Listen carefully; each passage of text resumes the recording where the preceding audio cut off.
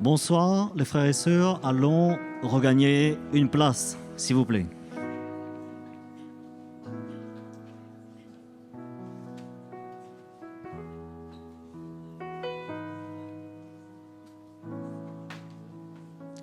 On vous accueille tous dans le nom du Seigneur ce soir. Vous allez bien? C'est une grâce encore pour nous, mes frères et sœurs, d'être là pour entendre la parole de Dieu. Que ferions-nous sans cette parole? Hein? Il dit que nous sommes son ouvrage. Et je crois que, encore une fois ce soir, c'est une grâce pour nous de venir là, de s'asseoir, de se mettre sous le ministère de l'Esprit et d'entendre ce que le Seigneur a pour chacun de nos vies. Hein? Et vraiment, c'est un privilège pour nous. Je réalise, moi, parce que si le Seigneur veut me dire quelque chose, c'est le moment pour chacun de nous ce soir d'être à l'écoute. Et je sais qu'il a quelque chose pour nous, parce que nous sommes son ouvrage. Hein? Il veut que nous soyons dans son plan, et je crois que si nous sommes dans son plan, nous sommes dans sa volonté. Non, mes frères et sœurs? C'est dans cette disposition de cœur que vraiment je veux être ce soir, pour que sa parole se manifeste dans mon cœur. Pour que dans mon cœur, moi aussi, je dis Seigneur, que ton œuvre s'accomplisse dans mon cœur, dans ma vie. Hein? Tout cela est pour nous, tout cela est aussi pour ceux qui nous écoutent sur Internet. Et vraiment, que le Seigneur nous fasse grâce ce soir, mes frères et sœurs.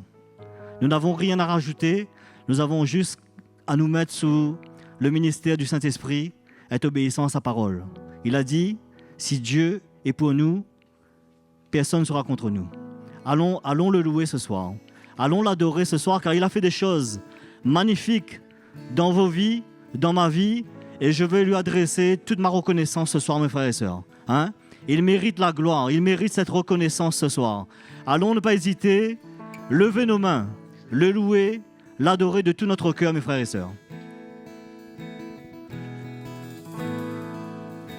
Je bénis mon Dieu chaque jour.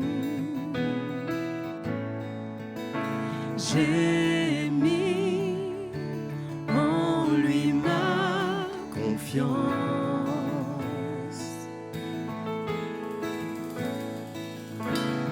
Il m'a délivré de mes craintes. Il m'a recueilli dans son refuge.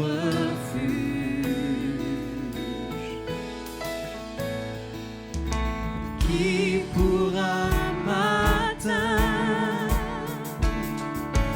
Je dis à mon Dieu, tu es ma force, ma gloire, mon abri, libérateur, ma retraite, mon secours, mon aide qui survient au bon moment. Alléluia, Jésus. Je bénis mon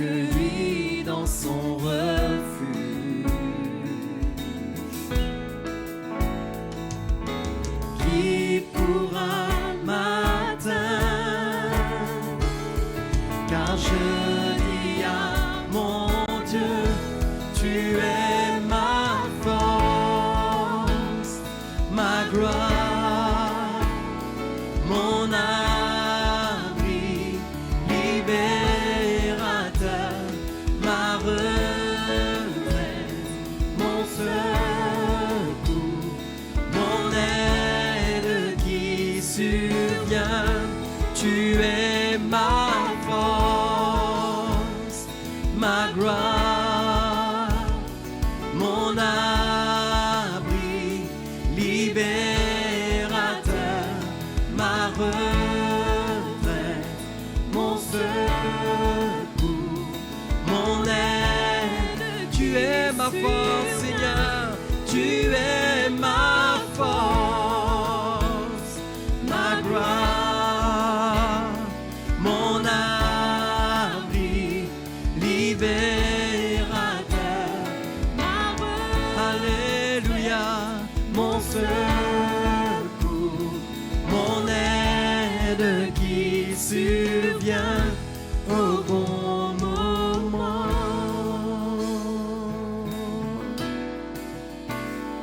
Mon aide qui survient au bon moment. Alléluia, mon aide qui survient au bon moment.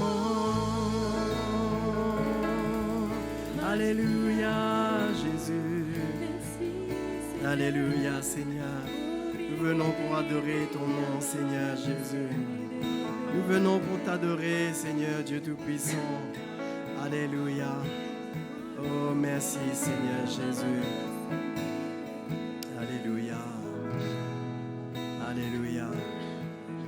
Oh, je t'adore. Jésus, oui, je t'adore. De tout mon cœur, de toute ma force, je t'adore, oui j'aime t'adorer. Oh je t'adore, Jésus, oui je t'adore. De tout mon cœur, de toute ma force, je t'adore, oui j'aime t'adorer. Saint-Esprit, remplis ce lieu. Saint-Esprit, remplis mon cœur, que ta présence remplisse ce lieu, alors que je viens pour t'adorer. Oh, je t'adore, Jésus, oui, je t'adore.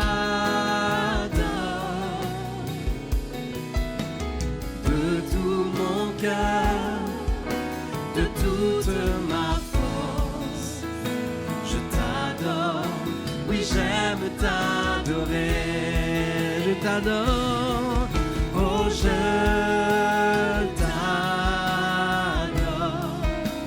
Jésus, oui je t'adore. De tout mon cœur, de toute ma force, je t'adore, oui j'aime t'adorer. Saint-Esprit, remplis ce lieu. Saint-Esprit, remplis mon cœur, que ta présence remplisse ce lieu, alors que je viens pour t'adorer. Saint-Esprit, Saint-Esprit, remplis ce lieu. Saint-Esprit,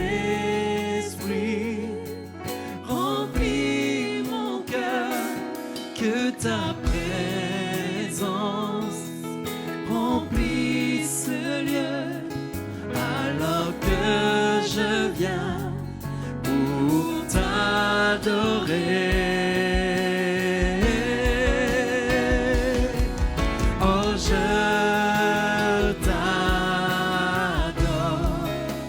Jésus, oui, je t'adore. De tout mon cœur, de toute ma force, je t'adore. Oui, j'aime t'adorer. Oh, je t'adore. Jésus, oui, je t'adore. De tout mon cœur, de toute ma force, je t'adore. Oui, j'aime t'adorer. Oui, je t'adore, Seigneur Jésus. Oh, je t'adore. Jésus, oui, je t'adore. De tout mon cœur, de toute ma force, je t'adore. Oui, j'aime t'adorer. Je t'adore, oui, j'aime t'adorer. Seigneur Jésus, je t'adore. Oui, j'aime t'adorer. Alléluia, Seigneur. Sois loué, Seigneur. Oh Jésus, nous t'adorons. Alléluia. Tu es là, Seigneur Jésus. Tu es là, Seigneur, notre Dieu. T'adorons, notre roi. Alléluia. Alléluia. Jésus, mon roi. Oh oui, mon Seigneur. Alléluia. Je t'adore, mon Dieu. Alléluia. Oh, alléluia. Tu es bon, Seigneur Jésus. Merci, notre Dieu. Merci pour ta présence, Seigneur. Merci pour ta présence, oh Jésus. Alléluia. T'adorons, Seigneur. Nous t'adorons, notre Dieu. Tu es là ce soir, Seigneur. Et nous voulons te célébrer, Seigneur Jésus. Alléluia. Alléluia. Me voici, Seigneur.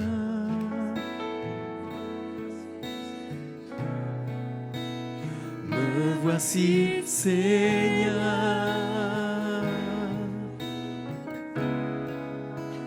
Me voici, Seigneur. Je veux faire ta volonté. Me voici. Me voici, Seigneur. Me voici, Seigneur.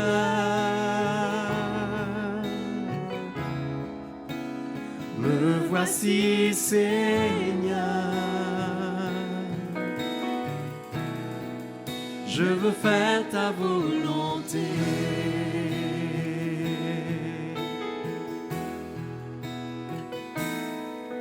Malgré toutes circonstances, malgré toutes mes faiblesses, Seigneur, je viens vers toi pour te louer.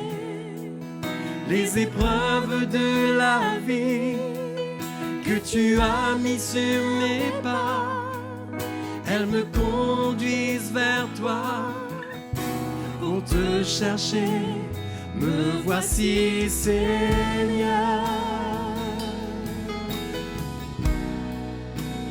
Me voici, Seigneur.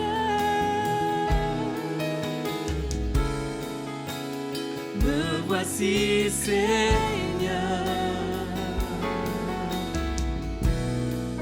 Je veux faire ta volonté.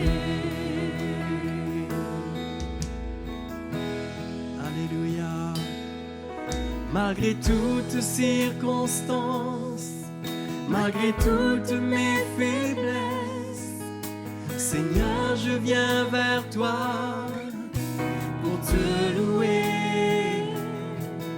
Les épreuves de la vie que tu as mis sur mes pas, elles me conduisent vers toi pour te chercher. Me voici, Seigneur.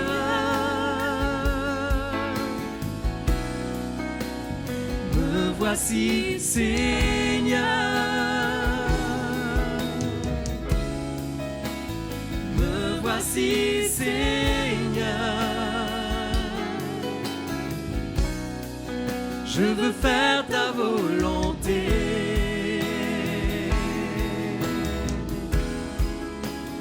Me voici, Seigneur. Alléluia. Me voici, Seigneur.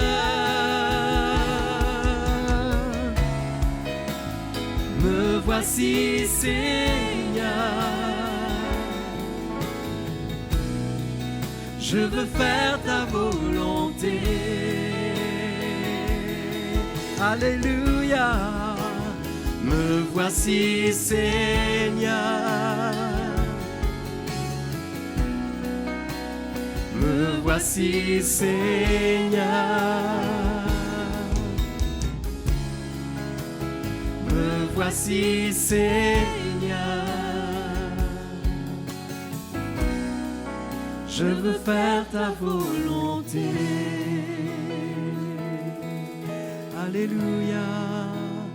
Oh Jésus, notre Dieu, nous t'adorons, nous t'adorons, Seigneur. Jésus, nous t'honorons, Seigneur. Alléluia, nous voulons faire ta volonté. Oh Seigneur. Jésus, nul n'est comme toi. Qui est comparable à toi, Seigneur? Jésus, oh notre Dieu. Alléluia, nous voulons faire ta volonté. Alléluia. Oh, alléluia, Seigneur. Alléluia, notre Dieu. Oh, tu es là, Seigneur. Oh, merci, Jésus. Merci, Seigneur. Alléluia. À toi la gloire, Jésus. Que ton nom soit glorifié, Seigneur. Oh, merci, notre Dieu. Alléluia. Alléluia. Alléluia. Merci car tu es tel que tu es. Merci car tu es ma lumière et ma vie. Jésus, oh Jésus,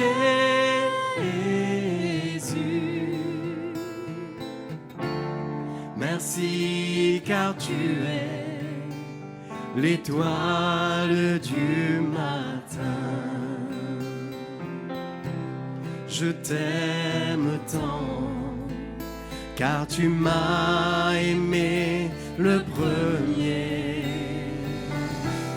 Ta douce main m'a libéré. Jésus, oh Jésus,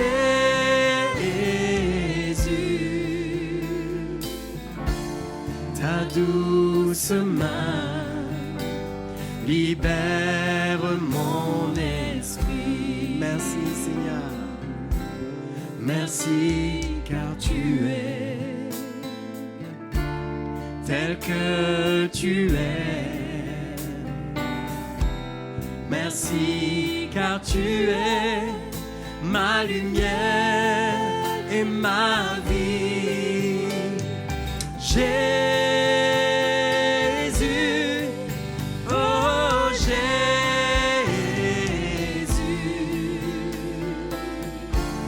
merci car tu es l'étoile du matin. Je t'aime tant, Seigneur, je t'aime tant, car tu m'as aimé le premier. Ta douce main m'a libéré. Jésus, oh Jésus,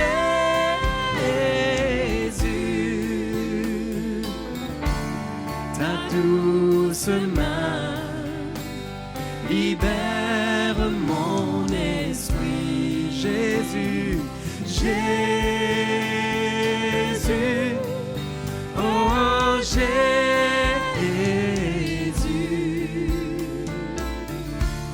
ta douce main libère mon esprit.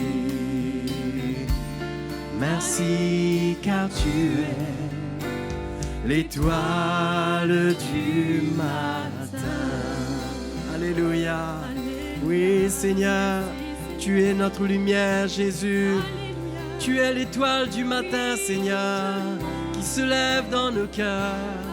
Tu es notre lumière, Jésus, et tu nous éclaires. Alléluia. Jésus. Alléluia. Oh Seigneur, nous t'adorons. Oh merci Seigneur Jésus. Merci notre Dieu. Alléluia.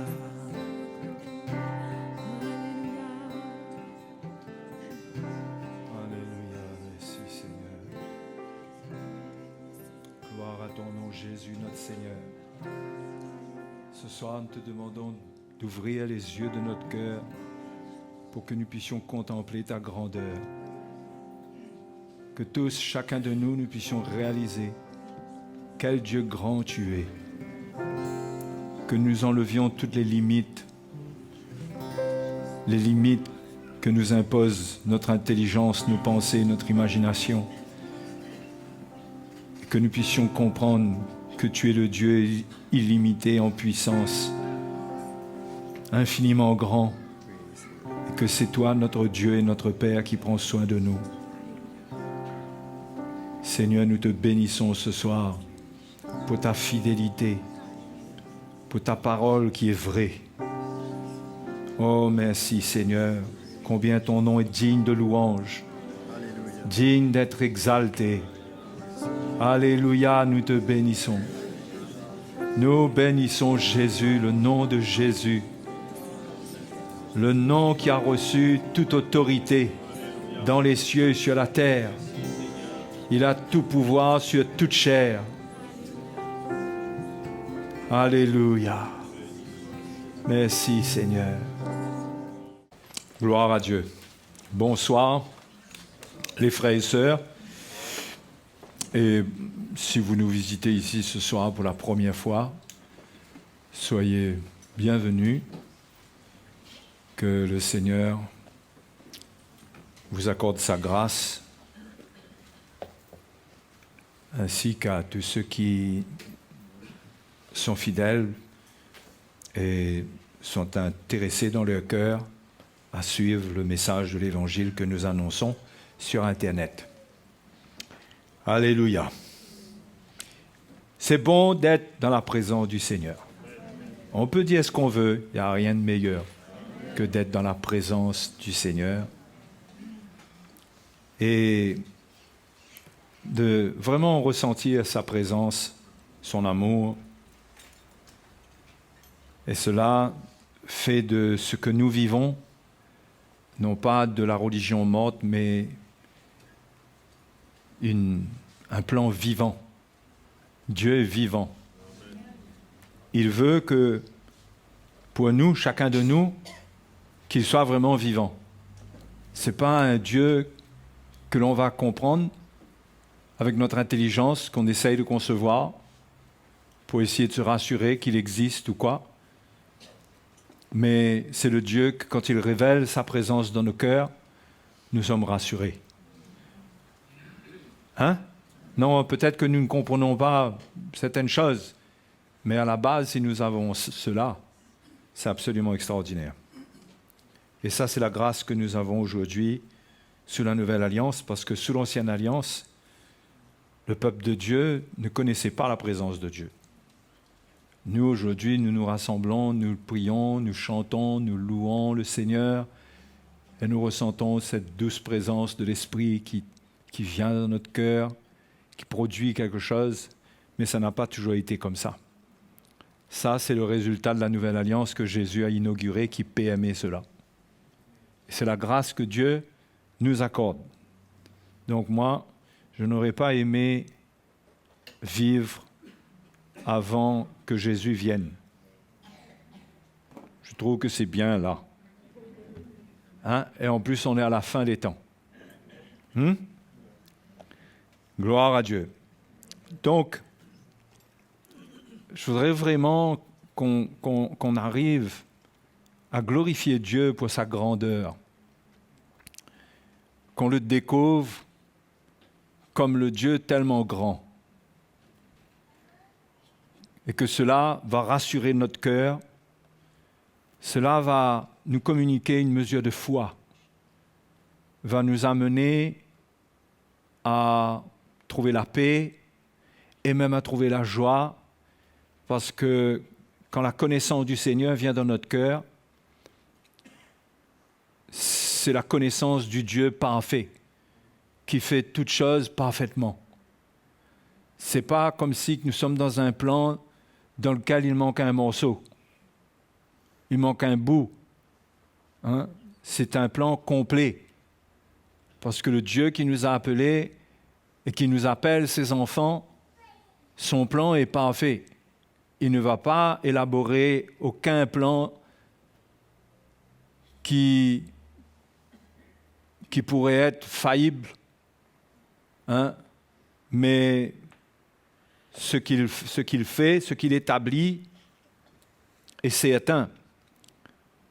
D'ailleurs, dans le psaume 33,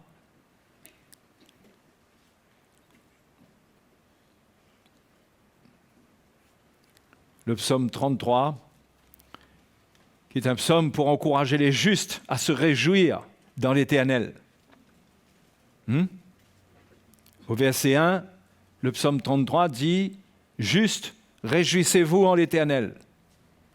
La louange sied aux hommes droits. » Parce que c'est ça qu'il faut. Il faut marcher dans la justice et dans la droiture avec Dieu.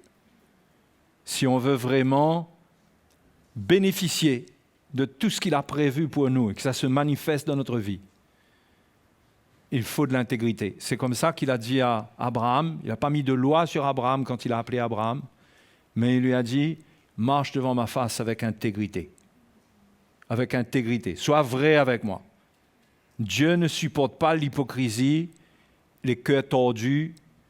Il cherche des gens qui, malgré leur faiblesse, sont droits, sont prêts à reconnaître, sont prêts à se repentir. Donc la louange sied aux hommes droits. Célébrer l'Éternel avec la harpe. Bon, les instruments ont changé aujourd'hui. Célébrez-le sur le luth à 10 cordes.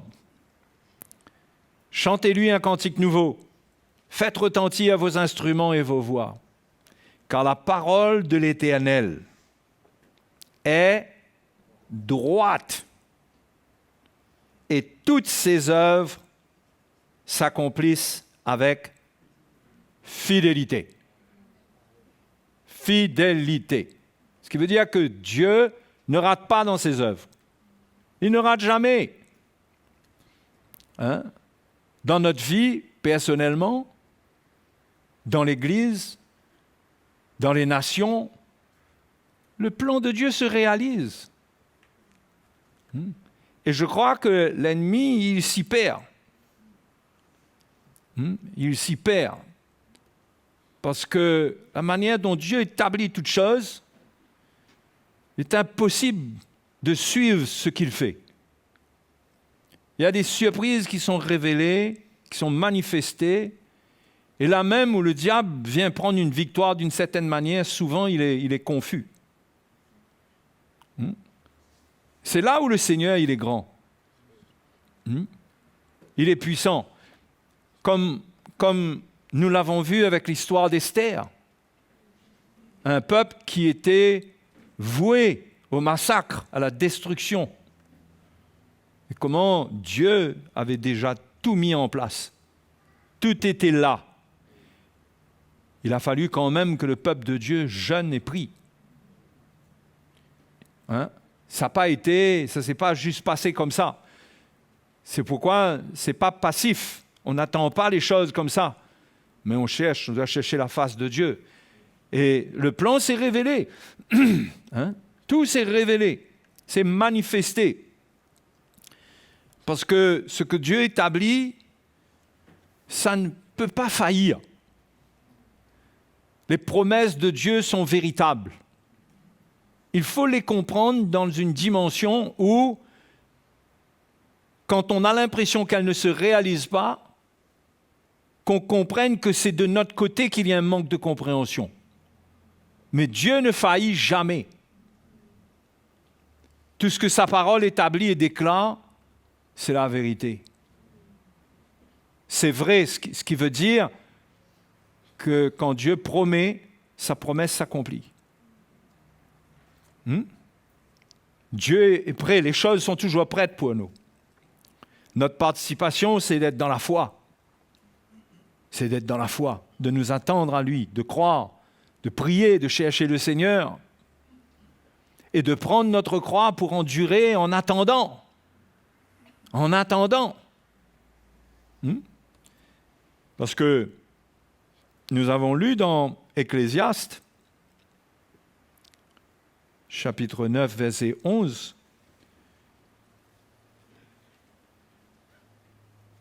que la parole du Seigneur dit ici, l'Ecclésiaste parle, le prédicateur, il est inspiré du Seigneur, puisque c'est dans la parole de Dieu, ça a été reconnu comme étant inspiré du Seigneur. Il dit, j'ai encore vu sous le soleil que la course n'est point aux agiles, ni la guerre aux vaillants, ni le pain aux sages, ni la richesse aux intelligents, ni la faveur aux savants, car tout dépend pour eux du temps et des circonstances. Et le temps et les circonstances, Dieu maîtrise cela parfaitement. Il maîtrise cela parfaitement. La Bible nous dit que quand le peuple d'Israël est sorti d'Égypte, ils sont sortis d'Égypte après 430 ans, le jour même, la date d'anniversaire. Dieu avait dit à Moïse, après ce temps-là, ils sortiront. Et le jour même, ils sont sortis. Le Seigneur n'est jamais en retard. C'est pourquoi nous ne soyons pas incrédules, ne soyons pas impatients, mais attendons-nous au Seigneur, en marchant droitement, en gardant un esprit de reconnaissance, de louange. La louange sied aux hommes droits, justes, réjouissez-vous en l'Éternel. Quand vous êtes dans cette attitude de justice, quand il y a cela dans votre vie, vous pouvez vous réjouir dans le Seigneur, parce que le Seigneur a un regard sur vous, et il va accomplir fidèlement sa parole. Mais il ne faut pas résumer l'accomplissement de la parole de Dieu à des bénédictions. Dieu a tout préparé pour notre vie, inclus les épreuves, inclus les moments difficiles et les solutions dans les moments où nous sommes tentés. L'Épître aux Corinthiens nous dit qu'il ne permettra pas que vous soyez éprouvés, tentés au-delà de vos forces, de votre force.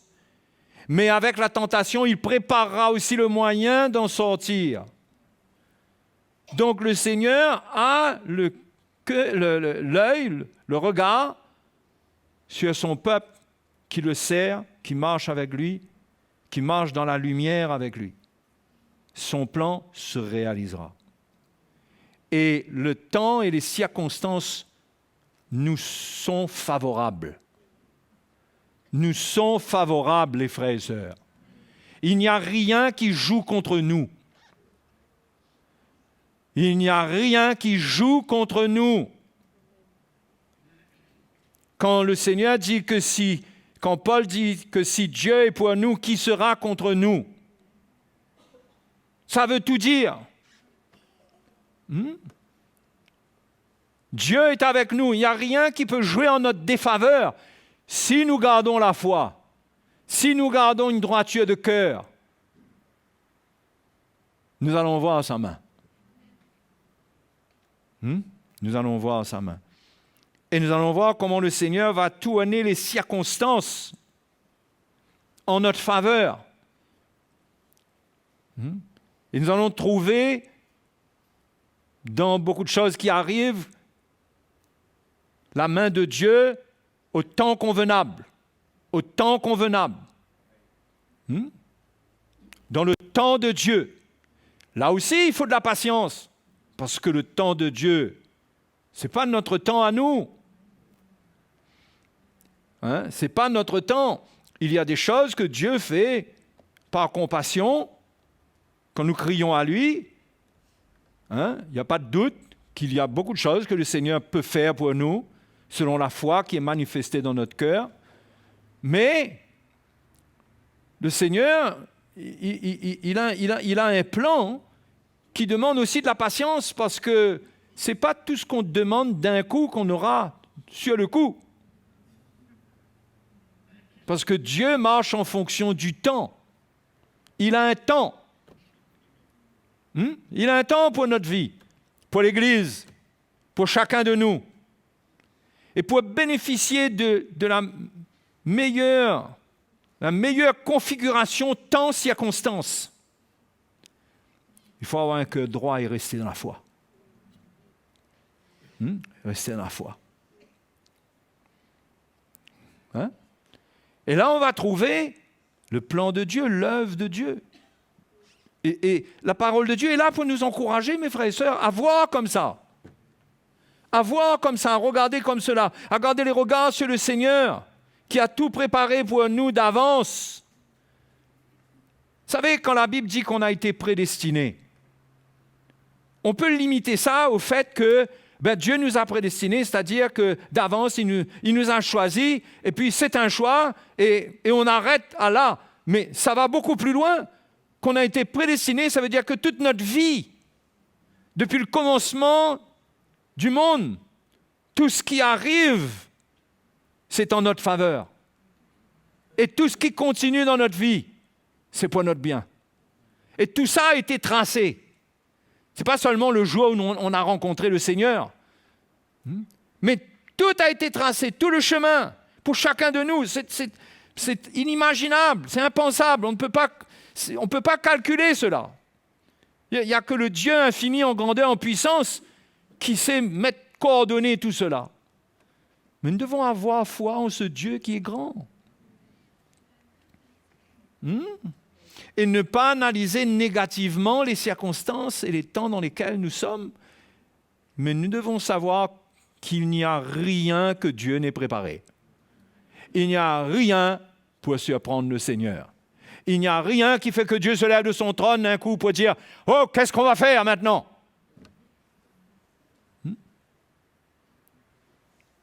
Tout est déjà là. Vous savez ce que l'Épître aux Éphésiens nous dit? Regardez l'Épître aux Éphésiens. Alléluia, on est là pour s'encourager. Pour être dans la foi. On s'encourage, on s'édifie dans notre foi en Dieu. Un Dieu tellement merveilleux. Mais Paul dit dans Éphésiens chapitre 1, verset 3, c'est comme ça qu'il commence son épître. Après les salutations au départ, au verset 1 et 2. Il dit « Béni soit Dieu le Père de notre Seigneur Jésus-Christ, qui nous a bénis de toute bénédiction spirituelle dans les lieux célestes en Christ. C'est comme ça que commence cette épître-là. Ce qui veut dire que ce qui existe en Christ pour nous, personne ne peut pas toucher à ce trésor-là. Et c'est notre vie, ça. C'est notre vie spirituelle. Il n'y a pas de malédiction là-dedans, il n'y a pas de condamnation, il n'y a pas de raté. Il y a la perfection de bénédictions spirituelles qui sont prêtes à se manifester dans notre vie. C'est là pour nous. Quelles que soient les circonstances et les temps que nous traversons. Le diable ne peut pas enlever ça. Mais il peut nous faire douter de l'amour de Dieu, du plan de Dieu, si nous sommes mal éclairés. Mais les choses ont déjà été établies depuis le commencement. Il y a toutes sortes de bénédictions spirituelles pour nous dans les lieux célestes en Christ. Quand la parole de Dieu parle de dans les lieux célestes, ça parle d'une position d'autorité, de domination. Ça veut dire que le peuple de Dieu qui reste dans la foi, le chrétien qui reste dans la foi, quelles que soient ces circonstances ou le temps, l'étape dans laquelle il se trouve, et qui tient ferme, il continue à goûter aux bénédictions spirituelles. Tout ce qui est dans la rédemption, le pardon des péchés, quand il y a besoin, dans les temps de secours, dans les temps de besoin, parce qu'on peut être tenté, on peut faillir. Le changement qui doit se faire en nous, les transformations, tout ça, c'est les bénédictions spirituelles. C'est en Christ pour nous. Et la Bible nous dit que Jésus a été ressuscité, établi dans les lieux célestes, et que nous aussi, nous sommes ressuscités avec lui, ensemble, dans les lieux célestes en Jésus-Christ. Donc, spirituellement, nous baignons dans la bénédiction spirituelle.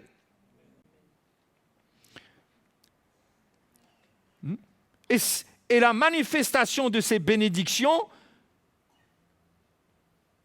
ne dépend pas des circonstances et des temps, mais de la foi que nous gardons. De la foi. Mais tout est là pour nous. Là où on a l'impression que quelque chose ne va pas, en réalité, nous pouvons continuer à nous approcher de Dieu et à puiser dans les bénédictions spirituelles.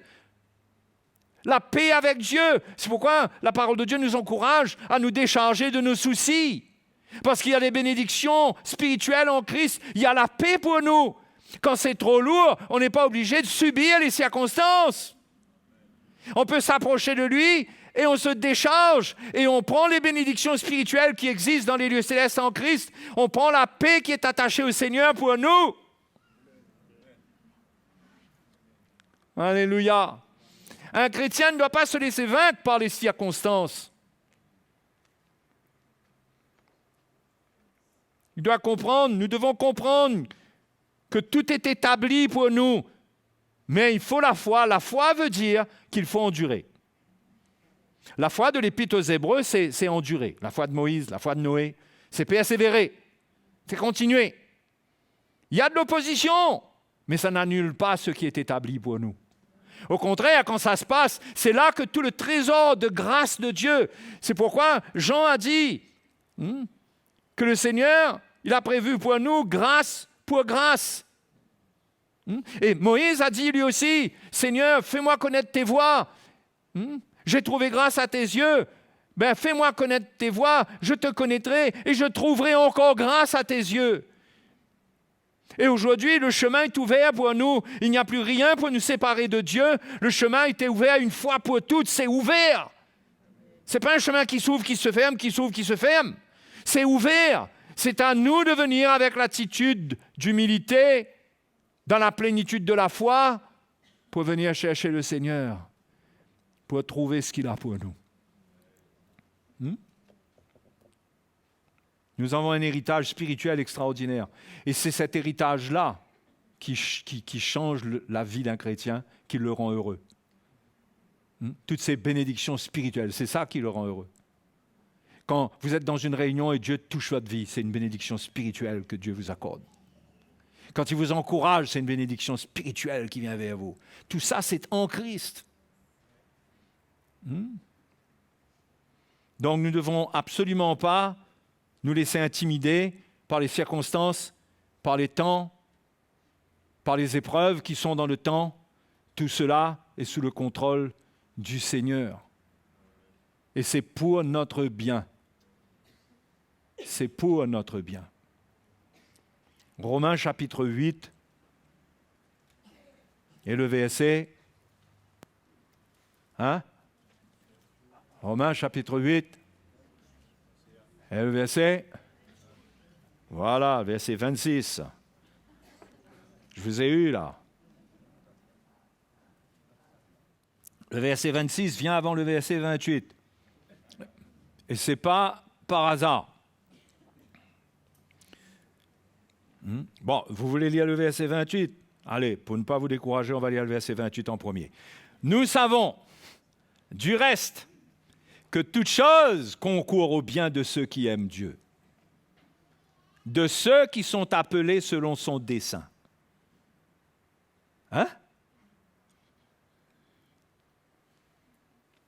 Toute chose concourt au bien de ceux qui aiment Dieu. Il faut bien méditer là-dessus, parce que c'est riche, ça. Toute chose. Il n'y a rien qui devrait tourner contre un enfant de Dieu. Si ça donne l'impression que là, dans le présent, si l'impression c'est que ça se tourne contre lui, en réalité, la main de Dieu est dedans pour travailler.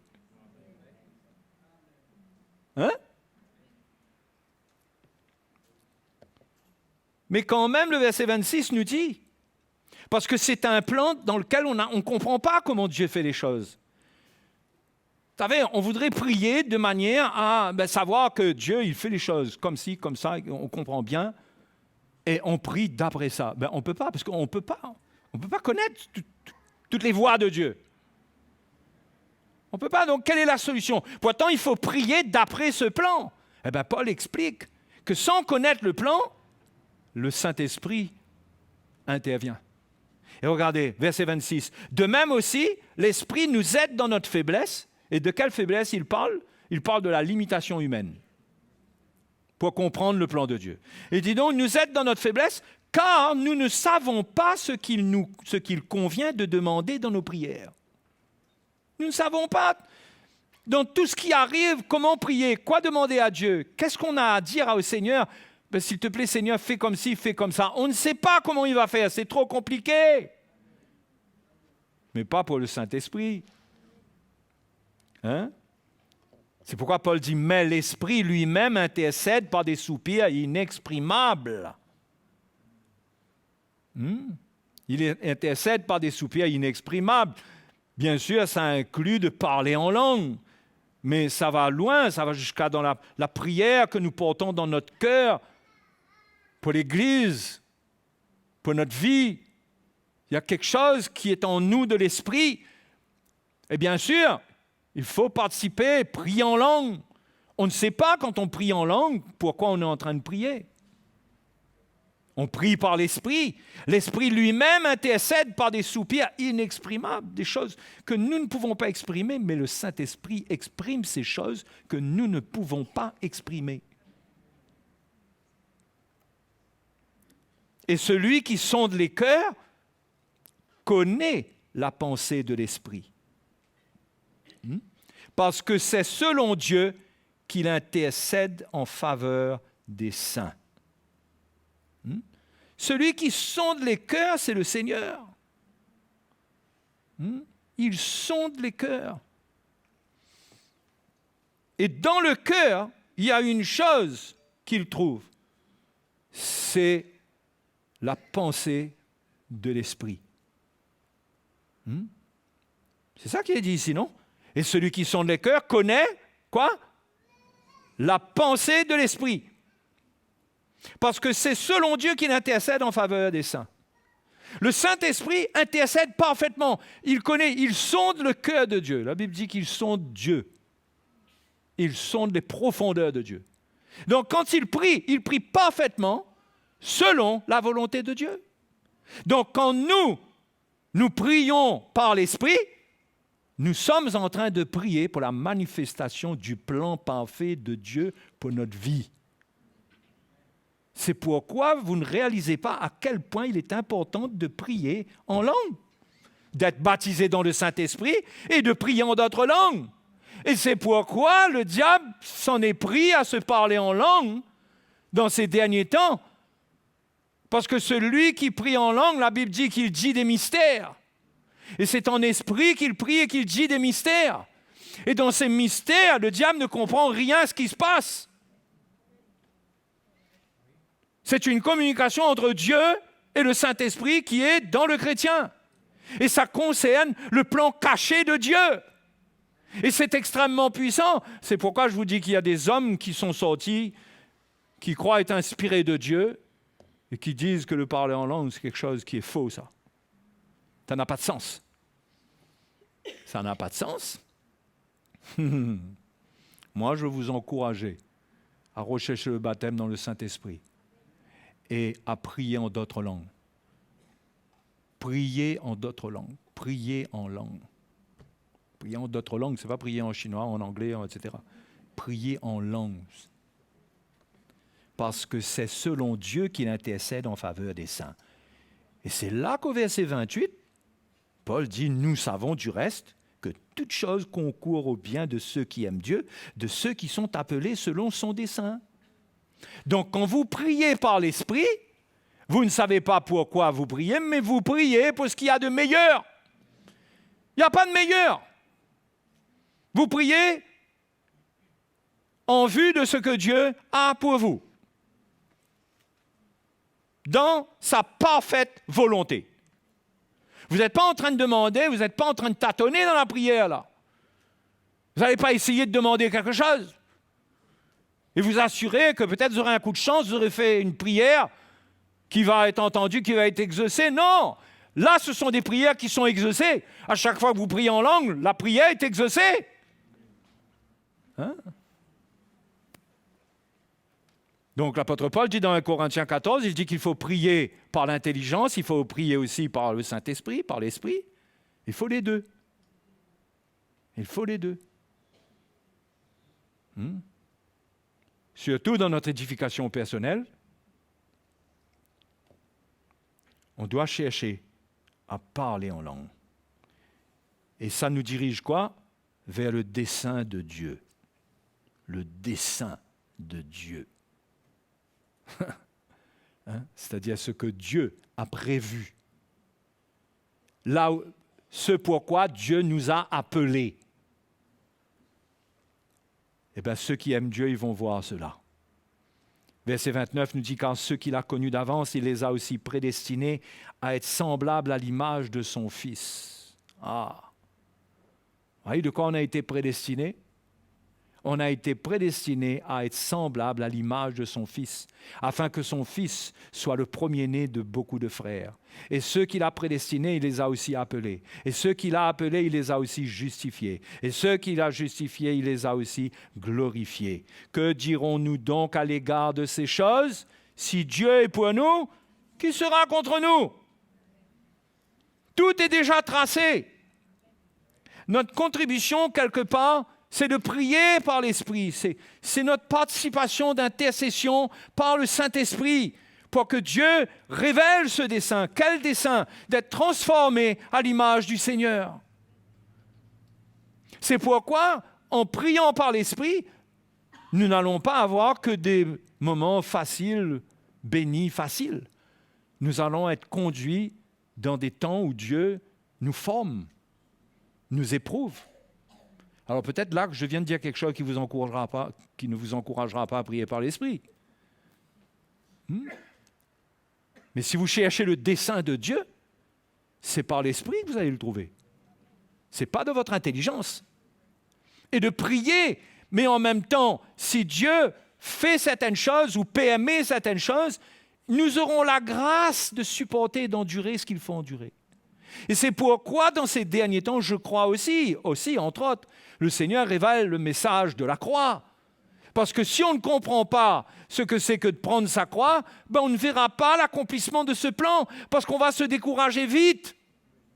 Aux premières épreuves, premières difficultés, on va s'arrêter. Tandis que si on comprend, on a la révélation de la croix de Jésus pour notre vie, pour nous transformer, on va comprendre que c'est normal d'être éprouvé. C'est normal. Ça ne veut pas dire que ça sera facile, mais on va au moins trouver la normalité de l'épreuve. Pas le côté extraordinaire, mais que c'est normal d'être éprouvé pour que Dieu travaille notre cœur. Parce que Dieu veut élargir notre cœur. Il veut nous donner un cœur qui est capable de contenir les bénédictions spirituelles qu'il a prévues pour nous. Il veut nous enrichir. Il ne va pas partager ça avec la chair. Il va travailler dans la chair et briser cette chair de manière à remplir notre vie des choses de l'esprit. Et ça coûte des moments difficiles. Des moments difficiles. Si on revient au psaume 33,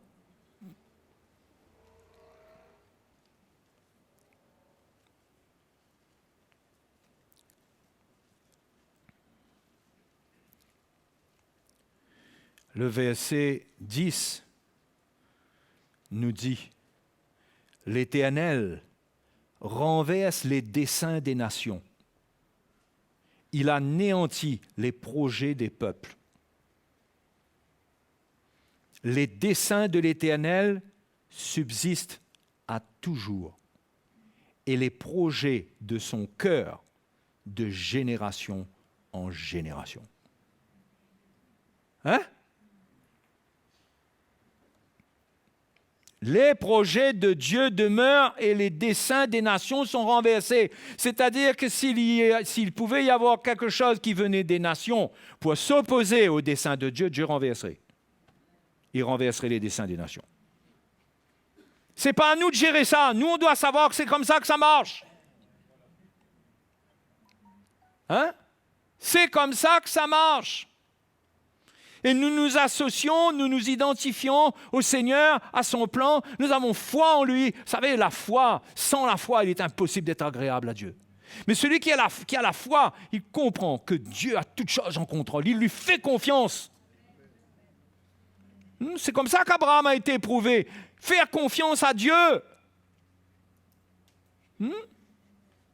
Au point que Dieu lui dit, prends ton fils, emmène-le sur le mont Moriah et offre-le en sacrifice. Et Dieu avait déjà donné la promesse à Abraham que ce fils serait son héritier. Et Dieu lui dit, là, va me l'offrir en sacrifice. Ça n'a plus de sens tout d'un coup, là. Vous savez ce qu'Abraham fait? Il obéit. Il ne rentre pas dans un calcul. Il obéit au Seigneur. Et au fait, il s'est dit, si Dieu demande ça, c'est que Dieu peut le ressusciter. Donc, il n'avait pas de problème d'aller le faire. Mais Dieu l'a arrêté. Dieu l'a arrêté. Parce que Dieu a vu qu'il était déterminé. Donc, c'est par la foi. C'est avec la foi. C'est pourquoi notre foi, elle est sainte. Elle est sacrée. Hein? Et il ne faut pas laisser les fausses doctrines toucher à votre foi. La foi, on ne doit laisser personne mettre la main dans la foi chrétienne, la véritable foi, le pur évangile, parce que ça va vous priver de l'héritage du Seigneur, des bénédictions spirituelles que Dieu veut vous donner. Il faut être ferme par rapport aux fausses doctrines et à tout ce qui n'a rien à voir avec l'Évangile, les faux Jésus, les faux évangiles. Il faut être catégorique, radical, j'ai rien à voir avec ça. Et être édifié par un évangile qui construit cette foi-là. Où j'apprends à endurer, à supporter jusqu'à ce que. C'est pourquoi le Seigneur a dit qu'il faut prier sans se relâcher. Il dit parce que Dieu fera promptement justice à ses élus qui crient à lui jour et nuit. Il fera promptement justice. Ce qui manque, c'est la persévérance, c'est l'endurance, c'est continuer. C'est ça qui manque. Et c'est ça qu'il faut ajouter à notre vie chrétienne. Ce vrai combat par la prière. Là encore, l'ennemi a joué, a tiré des cartes dans ces ténèbres contre l'Église pour amener l'Église à rentrer dans des combats spirituels contre les dominations, les autorités. Hein? Autrefois, on passait la nuit à prier, à lier, à délier, dans de faux combats qui usent les gens, qui n'amènent rien. Au lieu de prier le Seigneur, d'être en communion avec lui. Hein? Il faut ramener les choses à la simplicité et être dans la foi pour voir le projet de Dieu. Les frères et sœurs, Dieu a un projet pour vous. Ce n'est pas un projet indépendamment de l'Église. Ouais, allez pas croire ça. Le plan de Dieu, c'est l'Église. C'est le corps de Christ. C'est d'être un membre du corps de Christ. Ce n'est pas une faveur que Dieu vous fait à part pour être en dehors du corps de Christ et vous êtes quand même dans le corps de Christ.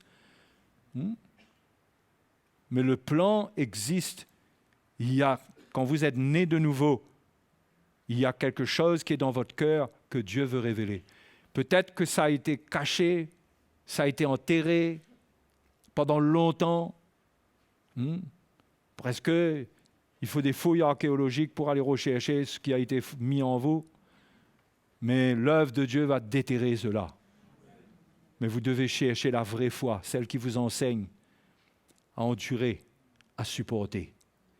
Parce que le Dieu que nous servons, il renverse les desseins des nations. Il met tout en place pour son peuple. Parce que Dieu, c'est l'œuvre, le projet de Dieu qui passe avant. Oh!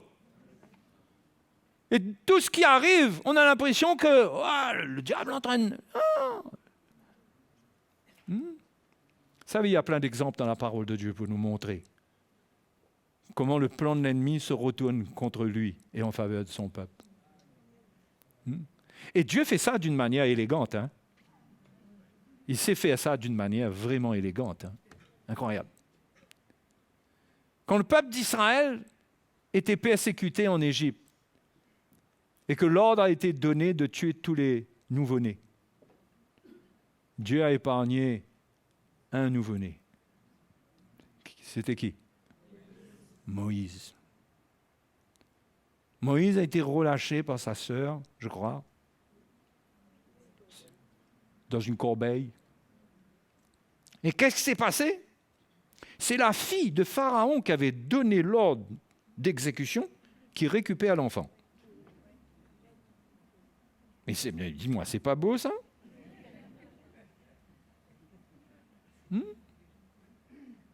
Et ça, c'est écrit pour nous aussi, ça, hein? Pour nous faire comprendre de garder la foi, de ne pas craindre. Et quand la fille de Pharaon récupère le bébé, il y a là, je crois que c'était la sœur de Moïse qui devait être là et qui a dit à la fille de Pharaon, veux-tu que nous allions chercher, que j'aille chercher une nourrice pour prendre soin de cet enfant? Et d'après vous, l'enfant est retourné chez qui? Chez sa maman. Jusqu'à ce qu'il soit grand, et là, il est retourné dans la maison de Pharaon pour être appelé fils de la fille de Pharaon.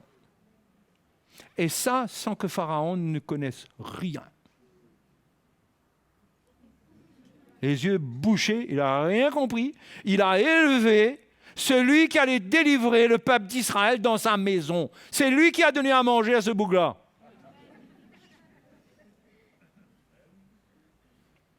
Quand il a cru avoir fini avec la race d'Israël et avoir arrêté le plan de Dieu,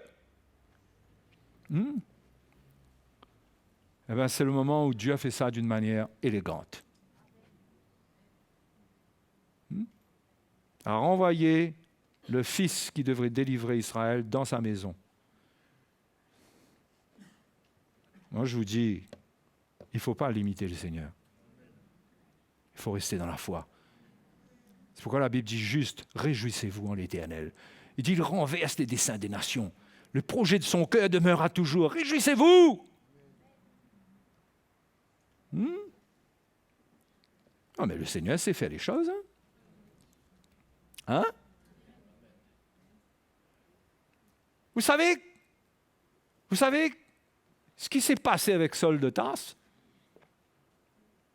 Allez lire l'histoire de Saul de Tarse. C'est incroyable. Comment Dieu l'a appelé, avait un plan pour lui. Alors, qu'est-ce que Dieu peut aimer que ce Saul de Tarse, là, lui, Saul de Tarse, il aille provoquer une persécution en prenant les chrétiens qui étaient connus comme étant chrétiens, qui ne s'appelaient pas encore chrétiens, en les prenant, en les faisant emprisonner, et en les amenant à Jérusalem, etc., etc. Il le faisait passer un martyr. D'accord? Vous savez comment le Seigneur est grand? Et il y a une persécution qui a été provoquée à un moment, je ne sais plus si c'est avant ou si c'est après, mais il y a une persécution qui est venue, c'était après ça. D'ailleurs, peut-être qu'on peut lire, parce que moi, j'arrive plus à tout garder dans ma mémoire. Vous savez, la Bible, c'est grand, hein? Chapitre 11, verset 19. Cette fois-ci, c'est moi qui ai gagné. Personne n'a gagné. Chapitre 11, verset 19. Ceux qui avaient été dispersés par la persécution survenue à propos d'Étienne. Et que la Bible dit que quand Étienne a été exécuté, Saul de Tarse était là.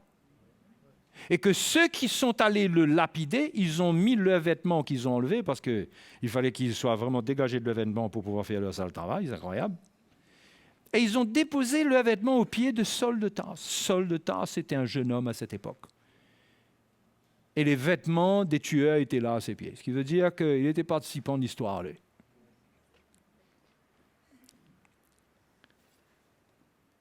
Donc, ceux qui avaient été dispersés, à propos d'Étienne, donc la persécution, allèrent jusqu'en Phénicie, dans l'île de Chypre, et à Antioche.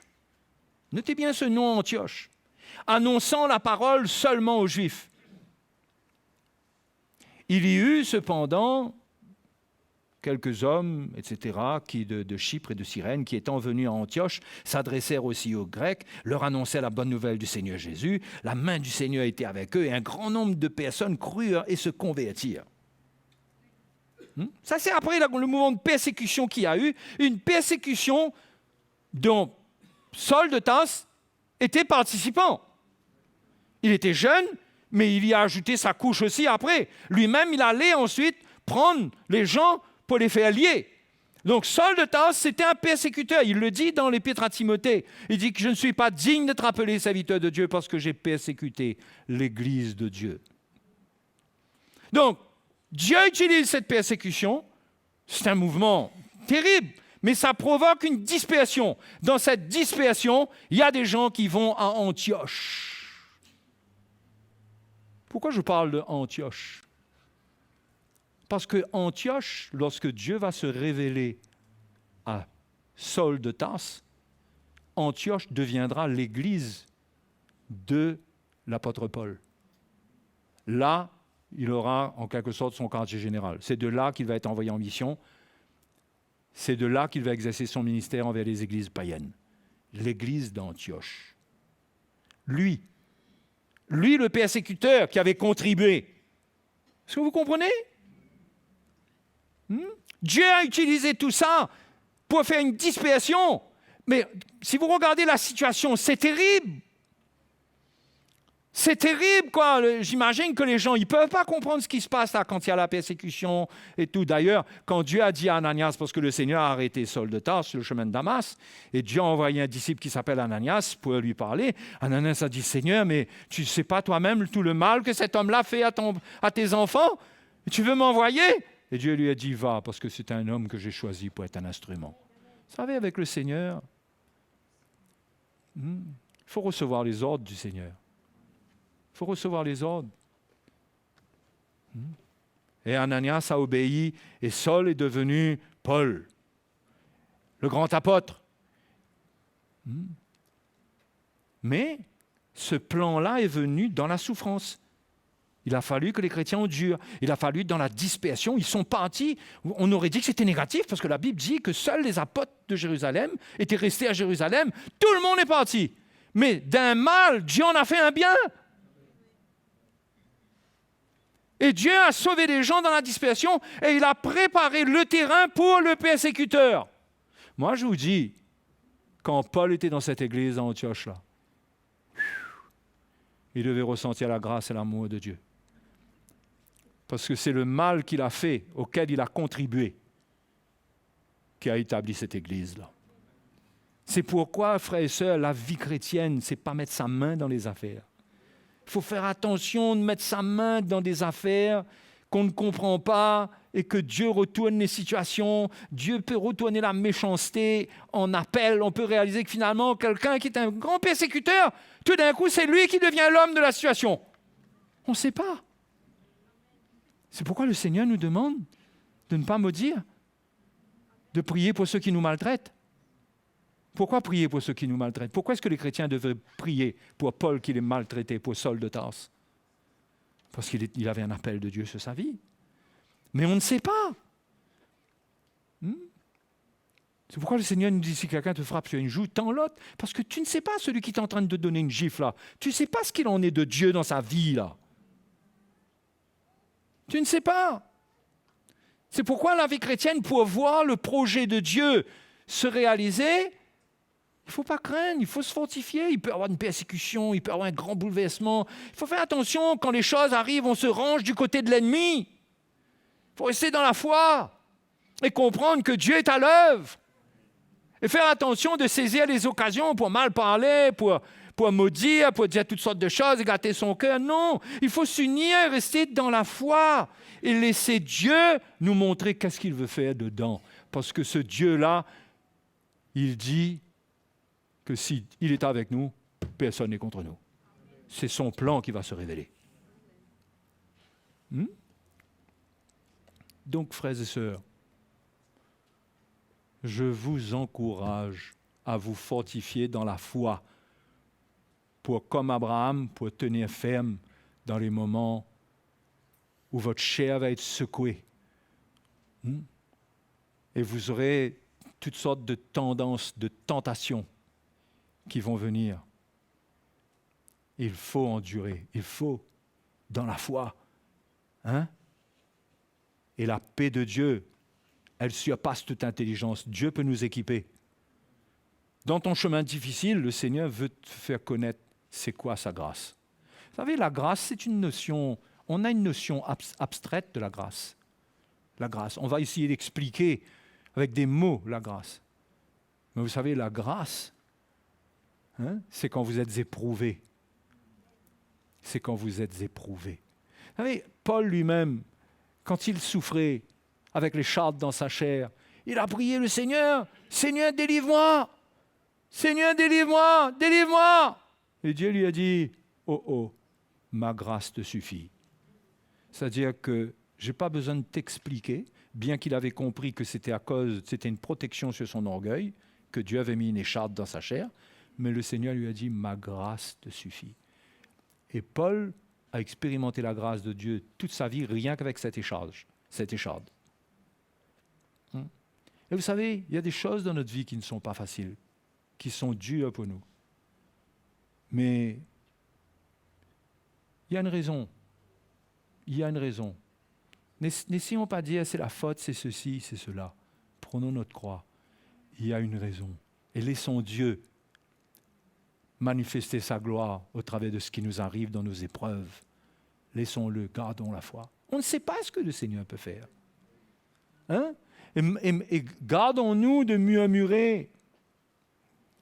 De murmurer. Vous savez, la Bible nous montre que quand au fait, je peux même lire cela. Dans le livre de l'Exode. Vous allez voir, c'est très intéressant. Il faut juste que je trouve le passage. Oui, Exode chapitre 13. OK, quand le peuple d'Israël est sorti,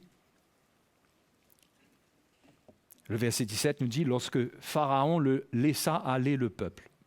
Parce qu'il y a un moment, il ne pouvait plus tenir, quoi. Vous croyez que vous allez être retenu toute votre vie dans les choses? La Bible dit, après avoir souffert un peu de temps, lui-même, il fera son œuvre. Dieu ne le conduisit point par le chemin du pays des Philistins, quoique le plus proche. Vous lisez bien? Car Dieu dit, le peuple pourrait se repentir en voyant la guerre et retourner en Égypte. Hein? Donc Dieu les a fait passer par le chemin le plus long. Et ça, le chemin le plus long, on n'aime pas ça.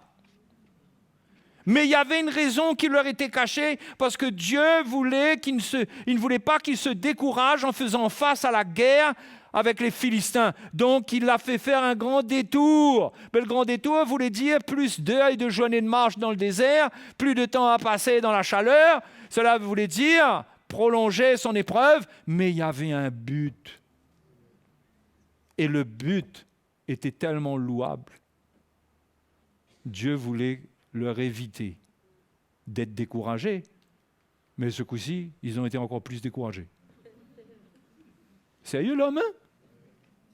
Ils sont devenus mauvais. Et l'Épître aux Hébreux nous dit que leur cœur est devenu dur. Et Dieu dit dans l'Épître aux Hébreux, il dit, ils n'ont pas connu mes voies. Ils ont un cœur mauvais qui s'égare. Ils n'ont pas connu mes voies. C'est-à-dire, ils n'ont pas ressenti mon cœur. Ils n'ont pas compris ce que je voulais pour eux. Ils se sont révoltés, se sont endurcis. Parce qu'ils n'ont pas connu mes voies. Et puis aux Hébreux dit, prenez garde qu'avec un cœur mauvais et incrédule, vous ne vous détournez de Dieu. En donnant l'exemple des Israélites dans le désert. Faisons attention de nous endurcir et de devenir mauvais.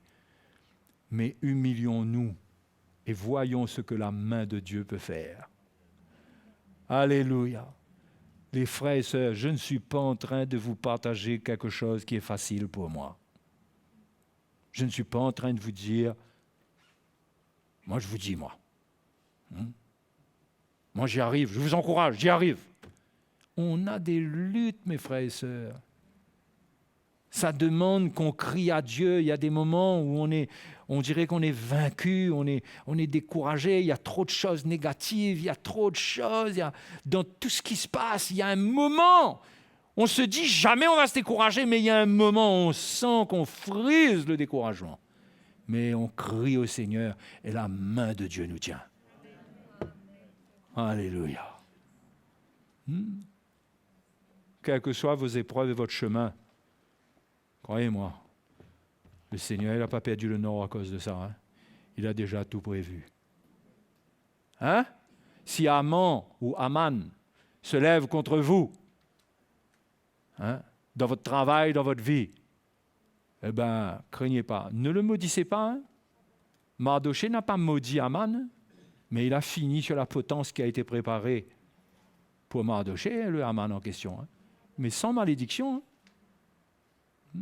Non, au contraire, on prie, on bénit les gens. On désire que dans tout ce qui se passe, tout ce qu'on endure devant eux dans la persécution, que leurs yeux s'ouvrent, qu'ils comprennent quelque chose et qu'ils soient sauvés. Et ça ne se fait pas juste parce qu'on dit deux paroles. On donne 2 paroles à quelqu'un pour lui dire « Tu sais que Jésus est mort pour toi ?» Et la personne te dit « Ah bon? Je veux de ce Jésus-là » Ça ne va pas toujours se passer comme ça. Vous aurez peut-être à faire un sol de tasse. En créole, on appelle ça zinquer. Qui va vous zinquer.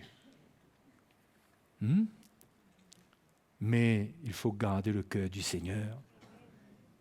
Et ce n'est pas naturel. Il faut la grâce de Dieu, il faut la puissance du Seigneur.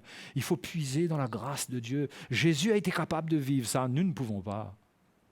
C'est pourquoi il ne faut pas vivre la vie chrétienne sans prier, continuer, essayer, et dire « Ouais, moi j'aime le Seigneur, moi. » Et puis « Oui, mais où est ta vie de prière? Où est la parole de Dieu? Quel temps tu consacres à Dieu? Quelle communion tu as avec Dieu? » C'est très important. Donc, frères et sœurs, je termine là. Mais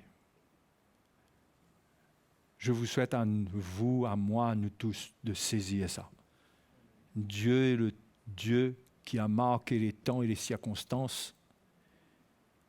Et même si aujourd'hui on dirait que c'est une catastrophe, Mais même si ça tourne à la mort, la Bible dit que Dieu donne la vie même aux morts.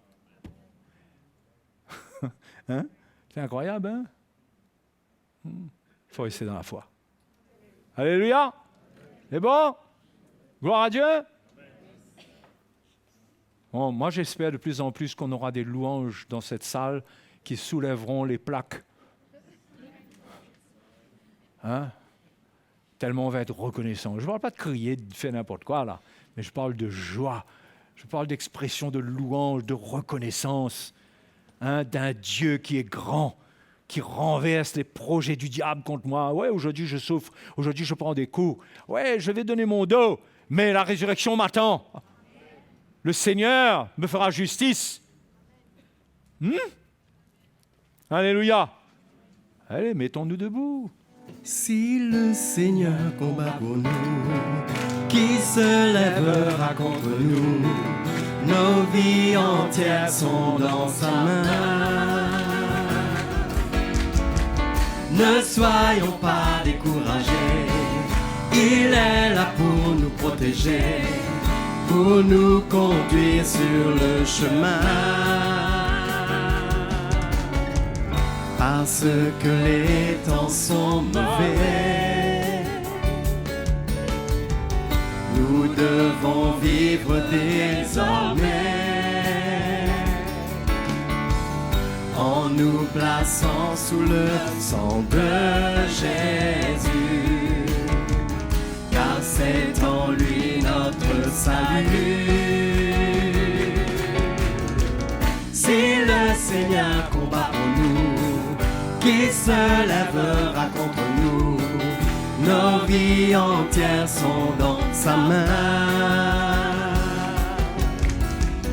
Ne soyons pas découragés, il est là pour nous protéger, pour nous conduire sur le chemin.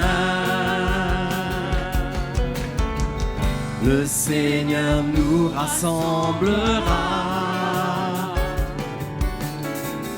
il nous unira à la croix. Recevez le royaume en héritage. Préparez-vous, Jésus revient. Alléluia. Si le Seigneur combat pour nous, qui se lèvera contre nous? Nos vies entières sont dans sa main. Ne soyons pas découragés, il est là pour nous protéger, pour nous conduire sur le chemin. Ne soyons pas découragés, ne soyons pas découragés, il est là pour nous protéger, pour nous conduire sur le chemin, pour nous conduire sur le chemin. Alléluia. Pour nous conduire sur le chemin. Alléluia, Jésus. Alléluia. Gloire à Jésus. Amen. Notre Dieu est grand. Il est grand. Il est grand. C'est pourquoi je crois que nos offrandes, nos sacrifices doivent être des sacrifices de joie. Hein? Et il faut la foi. Garder la foi. Édifier sa foi. Et le Seigneur fera tout le reste. Nous sommes son ouvrage. Lui-même, il va disposer ce qu'il faut. Et quand quelque chose de mauvais va se lever contre nous, Jésus est dans le bateau avec nous. Jésus n'est pas paniqué, lui, il dort. Il dort sur le bord, là. Les disciples disent, mais maître, hé, maître, réveille-toi, regarde ce qui se passe. Mais Jésus, lui, il dort. Parce qu'il sait bien que personne ne peut le détruire. Il est là de la part du Père. Hein? Vous savez, arrivé à cette fois où vous vous dites, s'il m'arrive quelque chose, c'est que Dieu l'aura voulu. Parce que moi, je marche avec le Seigneur sincèrement. Je ne suis pas parfait, mais je fais confiance au Seigneur. Et comme ça, on reste dans la joie et dans la paix. OK? Ça vous dit de revenir ici jeudi? hein, pour qu'on s'édifie dans la même direction, qu'on laisse Dieu nous encourager, nous parler, parce qu'on en a besoin. Hein? Qui a besoin d'encouragement? Qui est éprouvé? Qui c'est qui est éprouvé? Moi aussi. Hein? Vous savez, si quelqu'un fait une analyse, il va dire, mais ça n'est pas normal, ça, toutes ces épreuves-là. Mais attendre la résurrection. Nous, on attend la résurrection. Nous. Amen. Hein? On attend la manifestation du Seigneur quelque part. Et Dieu relèvera chacun de nous. Il est fidèle. Nous pouvons compter sur cela. Et n'oubliez pas ce psaume 33 qui dit que sa parole s'accomplit avec fidélité parce que sa parole est droite. Donc jeudi soir, revenez ici pour qu'on passe un moment ensemble à louer le Seigneur et à écouter l'Évangile et qu'ensemble on soit édifiés. Si jamais vous avez besoin qu'on prie avec vous, nous les anciens, nous sommes là pour une raison, pour une autre. Vous avez besoin de soutien, n'hésitez pas. Nous sommes là. Ce n'est pas juste la fin de la réunion pour nous. Hein? Nous, on est comme la maman quand on a fini de manger à table. Il faut encore faire la vaisselle, il faut encore faire tout. Hein? On est là, nous. Ce n'est pas fini pour nous. Donc, que le Seigneur vous bénisse et je vous donne rendez-vous jeudi sinon. Seigneur, tu es la force de mon âme. Je me prosterne devant toi, mon roi. Tu es près de moi dans les eaux et les flammes. Et je sais que tu veilles sur moi. Seigneur, tu es la force de mon âme. Je me prosterne devant toi, mon